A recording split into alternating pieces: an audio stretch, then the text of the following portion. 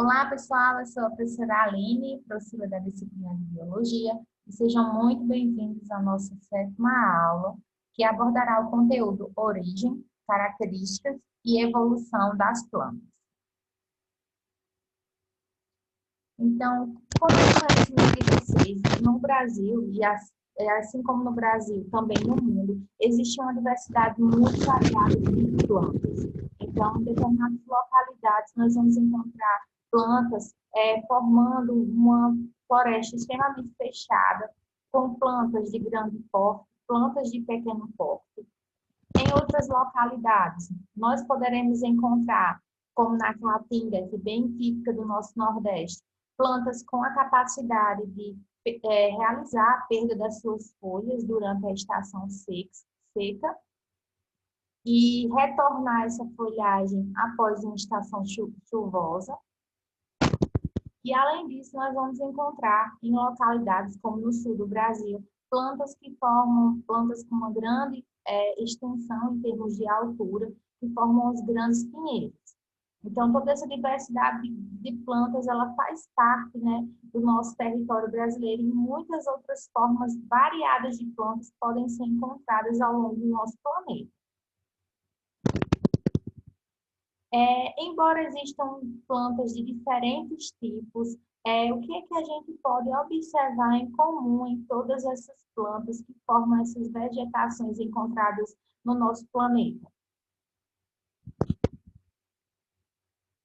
O que caracteriza as plantas que elas apresentam em comum e que diferencia ela de todos os outros seres vivos, segundo os estudiosos, é a presença de embriões maciços, ou seja, onde não há cavidades internas, e que são embriões que dependem do organismo materno para o seu desenvolvimento.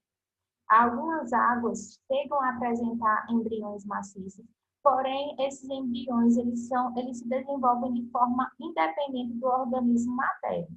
Então, por esse motivo, as águas não são incluídas no grupo das plantas. Outra característica que as plantas elas vão apresentar em comum é a presença de organelas, ou seja, estruturas que vão ser responsáveis pela fotossíntese. Essas organelas elas são chamadas de cloroplastos. Dentro do cloroplasto, que está sendo mostrado aqui, será possível encontrar pigmentos que são chamados de clorofilas. Esses pigmentos, eles são verdes e dão a coloração verde às plantas. Através desse pigmento, que é a clorofila, que está presente na estrutura do cloroplasto, é possível a planta absorver a luz do sol e transformar essa energia da luz do sol em um material, uma substância chamada de glicose, que é utilizada como fonte de alimento pela planta. No próximo slide eu explico melhor a respeito disso. Além disso, as plantas elas vão apresentar também, na sua estrutura celular, um aparelho ao redor dessas células, que eu estou mostrando aqui com a indicação do mouse, que é uma parede chamada de parede celular. Essa parede celular das plantas é formada por um material chamado de celulose. Então, vocês podem observar que, se a gente for analisar a folha dessas plantas, nós encontraremos as células das plantas envolvidas por uma parede, que é a parede celular, e repleta de organelas, que são os cloroplastos. Dentro dos cloroplastos, encontra-se um pigmento verde, que é a clorofila, responsável pela absorção de luz e realização da fotossíntese. Então, já que eu falei em fotossíntese, outra coisa que as plantas têm como característica é serem seres autotróficos fotossintetizantes. Como nós dizemos anteriormente, os seres autotróficos ou autótrofos são aqueles seres vivos que são capazes de produzir o seu próprio alimento. Então, as plantas elas conseguem realizar o processo de produção do seu próprio alimento, que no caso acontecerá através da fotossíntese. Por isso que elas são chamadas de autótrofas fotossintetizantes, certo? São seres autótrofos fotossintetizantes.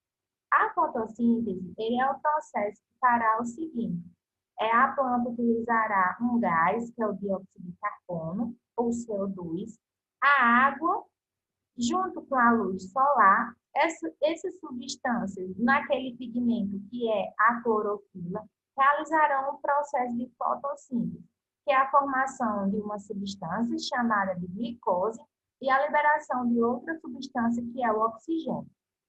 Então, através desse processo da fotossíntese, a planta produz a glicose, que é utilizada como fonte de alimento por ela, e produzirá o oxigênio, que será usado, inclusive, por nós, seres humanos, para a nossa respiração e todos os outros seres vivos que dependem de oxigênio. Então, outra característica das plantas é o fato de elas serem seres autótrofos fotossintetizantes, produzem seu próprio alimento através da fotossíntese. Mais uma característica das plantas é que elas são seres pluricelulares. Nós já estudamos em aulas anteriores também que os seres pluricelulares são aqueles que apresentam várias células. Então, aqui eu peguei uma cebola, né, como exemplo de planta, e aí essa cebola eu vou analisar no microscópio. Se a gente analisar o microscópio, nós veremos que existem várias células, ó, que eu estou mostrando com o mouse. Então, essas várias células indicam que a planta é um ser pluricelular, é formado por várias células. Os pesquisadores que estudam a origem das plantas chegaram à conclusão de que as plantas elas surgiram a partir de um grupo de águas verdes multicelulares. Essa conclusão ela foi possível graças à observação de que as águas verdes multicelulares, assim como as plantas, elas apresentam algumas características em comum, como a presença da clorofila, que é aquele pigmento verde que realizará a fotossíntese, e além disso, a presença da parede celular, que é aquela parede que está ao redor da célula, formada de celulose.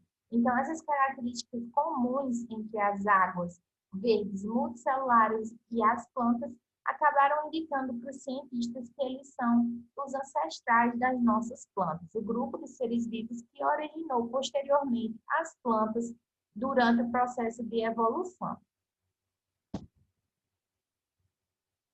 Então, já que nós estamos falando em estudo das plantas, vocês precisam saber também que a biologia ela é dividida em várias áreas. E a área da botânica é o ramo da biologia responsável pelo estudo das plantas. Então, quando eu digo que estou falando de botânica, eu estou tratando de um ramo ou de uma área da biologia que se destina ao estudo das plantas. Graças aos estudos da botânica e também da sistemática, foi possível observar que, durante a evolução das plantas, elas desenvolveram características variadas, como, por exemplo, a presença de vasos, a presença de estruturas que permitem o transporte de água e sais minerais ao longo do corpo da planta. E, além disso, há mecanismos que evitam que essa planta ela perca água para o ambiente. Então, mecanismos que evitam, por exemplo, a dessecação dessas plantas através da perda de água. Então, essas características, como a presença de estruturas que conduzem água e sais minerais ao longo da planta, e também a existência de mecanismos que evitam a perda da água por parte da planta, permitiram que as plantas elas conseguissem habitar ambientes variados, em terra firme. Falando em origem das plantas, o registro mais antigo de existência das plantas é um fóssil que tem cerca de 475 milhões de anos. Esse fóssil mais antigo, ele corresponde a uma espécie chamada de Copsonia, e ele está sendo mostrado aqui na imagem para vocês. Então, aqui seria um desenho esquemático de uma espécie de fóssil mais antigo de planta. E aqui, ó, a imagem desse fóssil que está registrado dessa espécie. Para vocês terem noção do tamanho, das dimensões dele, aqui está essa foto comparada. Ela foi retirada com uma agulha na lateral, então vocês conseguem perceber a dimensão de quanto pequeno era esse primeiro registro de fóssil que existe. que existiu e que existe, né? As plantas, elas podem ser classificadas de acordo com várias características. Uma dessas características é a presença ou não de vasos condutores. Os vasos condutores são estruturas tubulares que existem dentro do organismo da planta e que conduzirão água e nutrientes ao longo do corpo do vegetal. Então, se as plantas elas não apresentam vasos condutores, ou seja, se elas estão sem vasos condutores, elas vão ser chamadas de avasculares. Plantas que não têm vasos condutores são plantas bem simples e de pequeno porte. Um exemplo de grupo de plantas que não tem vasos condutores são as briófitas. As briófitas são plantas bastante simples e de pequenos porte que não apresentam vasos condutores. Então, elas são chamadas de plantas avasculares. Já que elas não apresentam vasos condutores, o transporte de água e nutrientes ao longo da estrutura dela ocorrerá através de célula a célula. Como assim? Aqui eu tenho uma imagem do organismo de uma briófita. Então, imagine que cada quadrado desse seria uma célula. Para que haja o transporte de água e sais minerais, por exemplo, do solo para dentro da planta, esse transporte de água e nutrientes será feito de uma célula para outra. Então, a célula passará para a célula seguinte, que passará para a posterior, até atingir todo o corpo do vegetal. Por causa disso, essas plantas, em geral, elas terão um pequeno porte, porque se forem plantas de grande porte, esse processo poderia ser tão lento que não alcançaria as regiões mais altas dessa planta, provocando, então, a morte desse organismo, certo? As briófitas, elas serão estudadas em aulas posteriores, assim como outros grupos de plantas, ok? Existem as plantas, por sua vez, que vão apresentar os vasos condutores, isto é, as estruturas tubulares por onde circulará água e nutrientes. Plantas que apresentam vasos condutores são chamadas de plantas vasculares. Retirando as briófitas, todas as outras plantas, elas são plantas vasculares. As plantas vasculares, como elas apresentam vasos condutores, elas realizarão o transporte de água e nutrientes de forma mais rápida. Então, isso permite que elas sejam plantas, que elas possam ser plantas de grande porte e alcancem alturas muito extensas, como, por exemplo, no caso dos pinheiros, que está sendo mostrado aqui na imagem, ok? Então, nas plantas vasculares, o transporte de água e nutrientes é feito por vasos condutores que existem dentro do organismo vegetal. Quando a gente fala em substâncias que circulam com a água por dentro do corpo do vegetal, nós nos referimos a isso como seiva. A seiva é um líquido nutritivo que circulará por dentro do organismo vegetal. Existem dois tipos de seiva. A seiva bruta, que é aquela que é composta de água e sais minerais. A seiva bruta, ela é retirada do solo através das raízes. Então, a água e os sais minerais presentes no solo serão absorvidos e transportados da parte inferior da planta para a parte superior. Essa água e sais minerais eu vou chamar de seiva bruta. A seiva elaborada é aquela que é produzida pela fotossíntese e que contém a fonte de alimento, que é a glicose que eu falei para vocês. Então, a seiva elaborada, ela é produzida nas folhas e transportada tanto para a parte inferior da planta como para outras partes superiores dessa planta, ok? Então, a seiva bruta é composta de água e sais minerais e é retirada pelas raízes. E a seiva elaborada é formada por o que é produzido na fotossíntese, que é a glicose. E ela é produzida nas folhas, onde estão os cloroplastos, que contém a clorofila.